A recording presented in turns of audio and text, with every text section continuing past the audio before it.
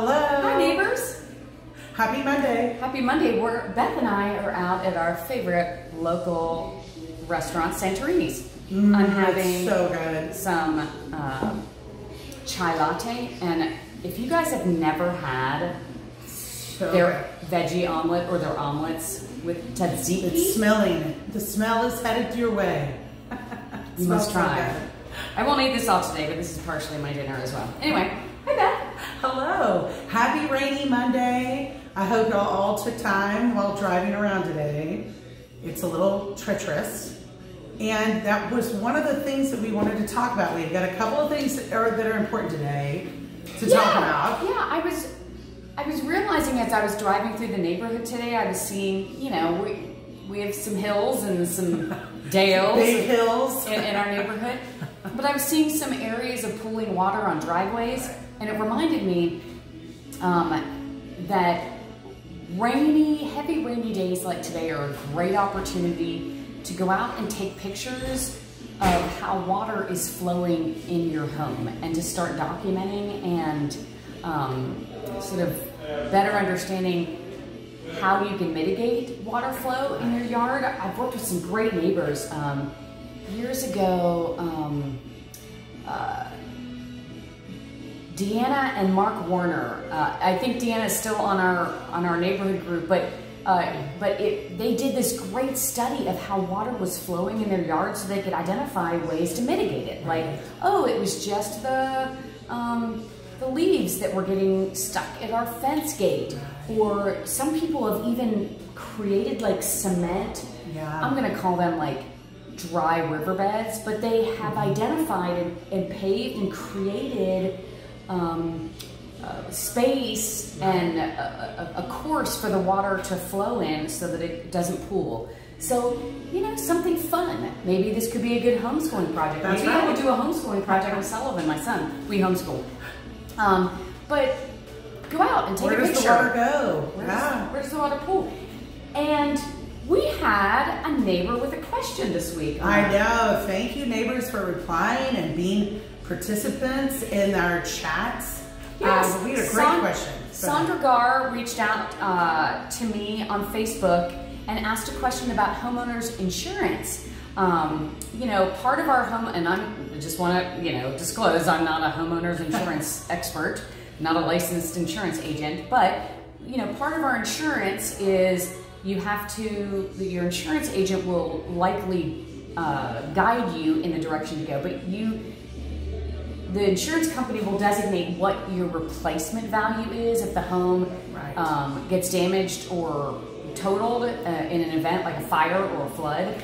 And there's a replacement cost. And Sandra was looking at her latest insurance notification, and she realized that maybe the replacement cost wasn't as high as it should have been. And wondering if insurance companies are keeping up with inflation. I know we're all talking a lot about inflation right now, but are they keeping up with inflation and the supply demand changes that are occurring with lumber? And they actually, so I'm here to tell you, they actually aren't. They aren't. And it is important for you, the next time you get your statement, your monthly statement, take a look at your replacement cost and determine if you feel like it needs to be, too low. Yeah, it might need to be adjusted. We've had homes in our neighborhood that have been totaled from fire and events. I don't know if we've had water recently, but you know, like we all have. Definitely fire. Definitely fire. So what you would do is you would just contact your homeowner's insurance agent and ask them if they could take a closer look at your home replacement cost and if they feel that it is in line. Now be aware, if they adjust it, that will likely also adjust your monthly payment. But you know, the cost that I'm seeing right now for an 1,800 square foot home might be in the $450, like to rebuild, depending on the amenities that you want in your home. But a 1,800 square foot home is going to be $450 to $500. So if your replacement cost is under that and your home is bigger, you might want to look at that. Take a look. I thought that was a good question. I think it's a great question. Thank you, Sandra. And we do have, just as part of our group, we've got 2 individuals that can help If you don't know somebody that you're working with as far as homeowners insurance goes, we do have, let's see, we've got two. We've got two Wynn. He's with Farmers Insurance, and two is the president of our North Lamar International District Merchants Association that I'm a board member of, along with two. We support all of our local restaurant and business owners in the North Lamar District. And if you don't know what our North Lamar International District is, comment in the field and we will have a little chat about that. And then we also have your first one is Amy. Amy Maddox with Allstate. Those are just two great insurance agents if you're looking to make a change or just to shop, and that's kind of where I am. So if you have somebody that you know and trust, please add that to the thread so I can give them a shout out. I'd appreciate it. Yeah, and Beth and I, that also reminds me, we didn't talk about this before we were thinking about what we were going to do. This is not on the agenda, Beth. But Beth and I are going to have, we're working on putting together a vendor fair for our neighborhood and our North Austin community. And that reminds me, I was at a Platinum Top 50 Realtor Roundtable this week, and I met a great cabinet maker and a great mosquito guy. So I've got some new people to add to my vendor list. And I'm doing, the foundation folks are coming to my house tomorrow, so they're just delayed today from the rain. But we're going to try to put together and have it be both virtual and in person. So Beth and I, that might be pushed to the fall, because now is not the best time to be doing But to do a vendor fair, so if you've got a vendor that you like, or perhaps you are one, please comment in the thread or reach out to us. And our other ask is to come to, we'd love to see it. It was really fun getting to walk through Jill's house and seeing it with what she calls my fresh eyes. Eyes that appreciate the cool, neat aspects of her house that you just kind of come accustomed to. I will be honest, you guys. I was so worked up about opening up that camera for everyone to see my backyard. There'll be a next phase of letting you see my paneling and original everything. Not everything, but I was telling Beth that the discovery that I made is that we all, after we've been in our homes for a number of years, we're surrounded by all the projects and things that we want to fix or do. And it was really lovely.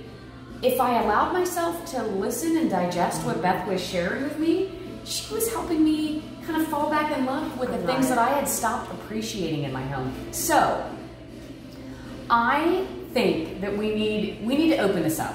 Yes. We've been doing, this is our fourth week or third week? This is our fourth? Our fourth week.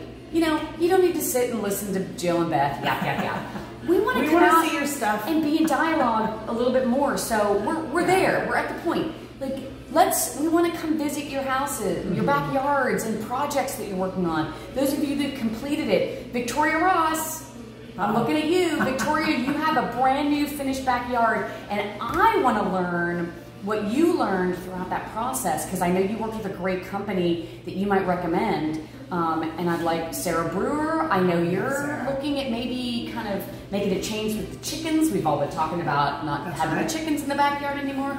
Let's go on some field trips. And also, I just want to add, we have developed a wonderful routine with our property appraisal protest. That's right. That routine started here at then Coffey at Ellie's, now Santorini's, where we were just sharing what we all learned. Yes, Beth and I happen to do this on a regular basis, work around houses. However, I learned from you, you learned from me, we all learn from each other. So I have been hearing about other people and the new projects that they're doing, new doors, new roof, new, all sorts of stuff. Right. So who is ready to raise their hand and say, come over here next week, Beth and Jill. And you know what? It doesn't have to be just us coming to one house. We could have a field trip and say, we're all going to meet down at so-and-so's. Sure. Do you need anything at your house? And this is just a positive thing. This is not going to be to go through and look at anything negative. It's just to maybe give some ideas, some brainstorming about places to put a stage in the backyard. Oh yes, I want a stage. I know. And I visited a wonderful house in the neighborhood this weekend, and their yard was wonderful, and it set off my creative wheels, and I'm sure it will set up anyone's, and it was exciting for the homeowner, and it just was fun. So it is fun. I think the weather might be nice. I think so. Let's walk about and see some homes next week. So we do this on Mondays, and I think we're at 9:59. Oh, we're at 10 minutes now. That's it. I'm ready to eat my. I know. See you soon. Coffee and biscuits. Biscuits and coffee. Biscuits and coffee, and today an omelet. And an omelet. It's Santorini's. Come on out. Support local business. Have a good one. Bye, guys.